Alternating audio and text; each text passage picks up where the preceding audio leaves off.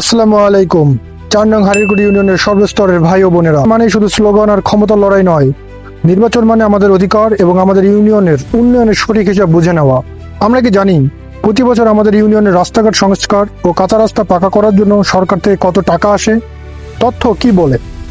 সরকারি নিয়ম অনুযায়ী একটি মাঝারি থেকে বড় ইউনিয়ন পরিষদে বার্ষিক উন্নয়ন কর্মসূচি এডিপি, এলজিএসপি এবং কাবিটা মিলিয়ে প্রতি বছর রাস্তাঘাটের জন্য প্রায় 40 থেকে 70 লক্ষ টাকা পর্যন্ত বরাদ্দ আসার সুযোগ থাকে।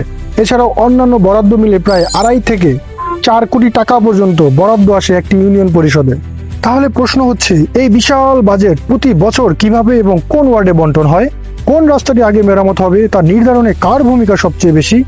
আর সবচেয়ে বড় কথা, আমাদের কুঠিয়াল পাড়ার মতো অবহেলিত রাস্তাগুলোর এই বেহাল দশা কেন বছরের পর বছর ধরে থেকে যায়?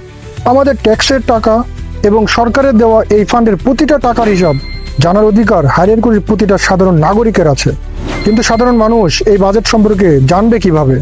খুব শীঘ্রই এই সম্পূর্ণ বাজেট প্রক্রিয়া, চেয়ারম্যানের ভূমিকা এবং জনগণের জানার অধিকার নিয়ে একটি বিশেষ তথ্যবহুল ভিডিও সিরিজ নিয়ে আসছি আপনাদের মাঝে।